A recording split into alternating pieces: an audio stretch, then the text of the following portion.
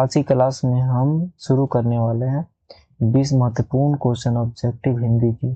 ये VVI question है, अगर ये आप कर लेते हैं तो आपके एग्जाम में 2 से 4 नंबर का ये क्वेश्चन आ जाएगा, पक्का, हम गारंटी के साथ बोलते हैं। पहले आए आप ये क्लास कीजिए, अगर नहीं आए तो मैं एक चैनल डिलीट कर दूंगा। ओके, तो चलिए आज के पहले क्वेश्चन से शुरू करते हैं। श्रम विभाजन और जाति प्रथा के लेखक कौन है?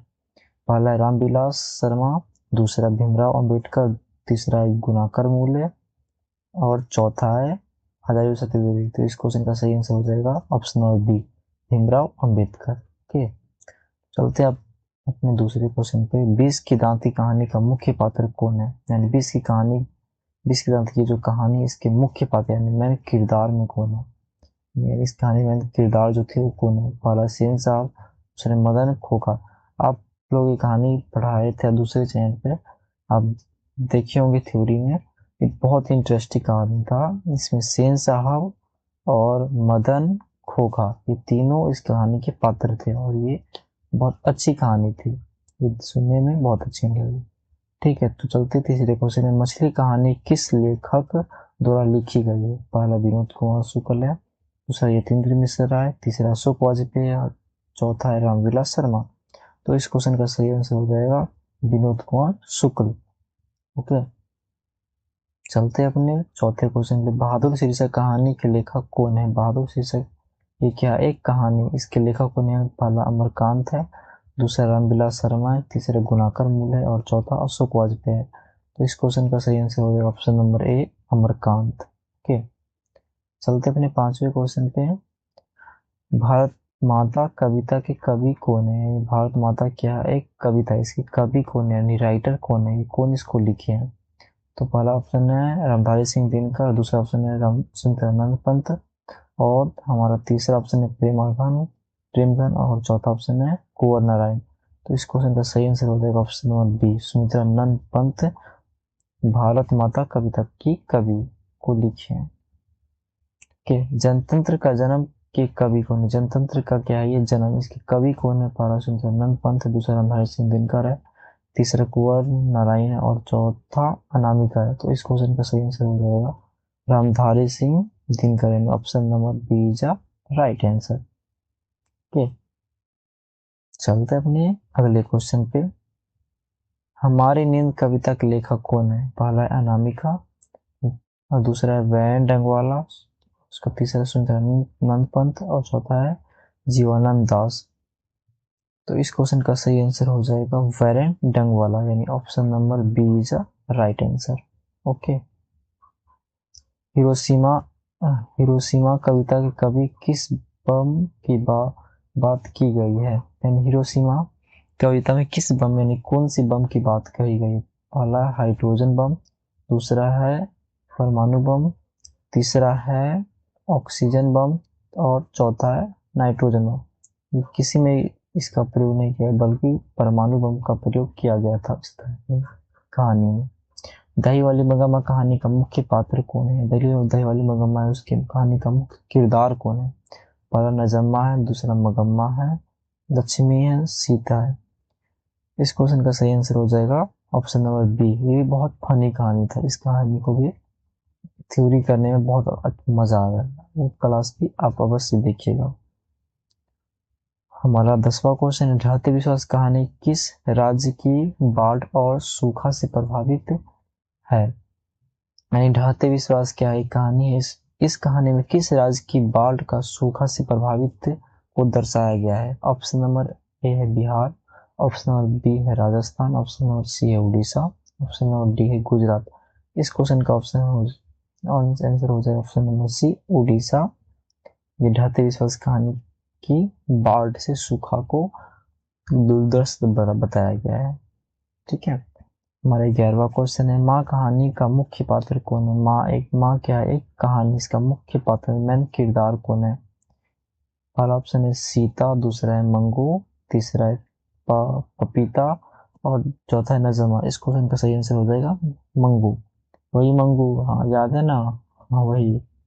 चलिए बढ़ते अगले क्वेश्चन पे। नगर कहानी के लेखक कौन है? नगर क्या है कहानी, इसके लेखक कौन है? पहला है सुजाता, दूसरा है सावरदैया, तीसरा है श्रीनिवास और चौथा है सुकोत्रा होता।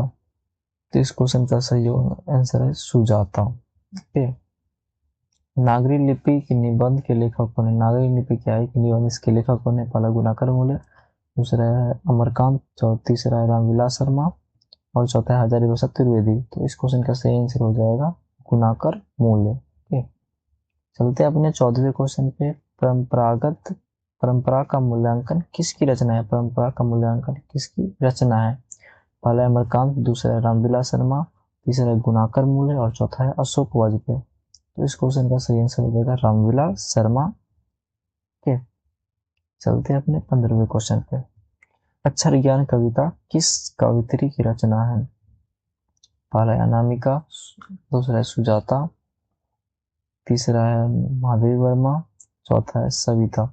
इस क्वेश्चन का सही आंसर हो जाएगा अनामिका।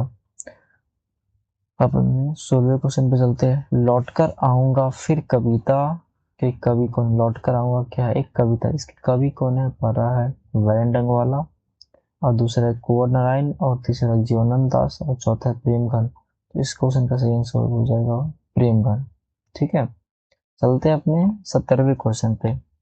राम बीनु बिरथि जगी जन्म किस कवि की रचना है? राम बीनु बिरथि जगी जन्म किस कवि की रचना है? कौन से राइटर इसको लिखे थे? तो इस क्वेश्चन का सही आंसर हो जाएगा option number A, Guru Nanak. बाकी ये सब घनानंद नहीं, प्रेमघन ये सब नहीं लिखे थे। ठीक है। तो अपने चलते हैं 18वें क्वेश्चन पे। प्रेम आयनी श्री राधिका किसकी रचना है? पहला है गुरु नानक, दूसरा है रसखान, तीसरा है घनानंद और चौथा है प्रेमघन। तो इस क्वेश्चन का सही आंसर हो जाएगा रसखान के option number B is right answer. Last का 2 क्वेश्चन बच गया। ये लास्ट का एक क्वेश्चन बहुत महत्वपूर्ण क्वेश्चन, उसको आप जरूर कीजिएगा। अभिनव पाठ के लेखक कौन है? अभिनव क्या है? पाठ के लेखक कौन है? पहला अशोक वाजपेयी है, दूसरा यतीन्द्र मिश्रा है, तीसरा है रामविलास शर्मा और चौथा है गुणाकर मूल्य। तो इस क्वेश्चन का सही आंसर हो जाएगा option number A, Ashok Vajpayee. Okay. चलते अपने 20वें क्वेश्चन पर। नवखाने में इबादत किसकी रचना है? नवखाने में इबादत क्या है? किसकी रचना पूछ रहा है? पहला है अमरकांत, दूसरा यतीन्द्र मिश्रा, तीसरा अशोक वाजपेयी। तो इस क्वेश्चन का सही आंसर हो जाएगा option number B, Yatindra Mishra. बाकी ये सब नहीं होगी। तो बतलाइए आप लोग कमेंट में, आप लोग का 20 क्वेश्चन में से कितना क्वेश्चन सही हुआ, आप कितना क्वेश्चन सही किए हैं।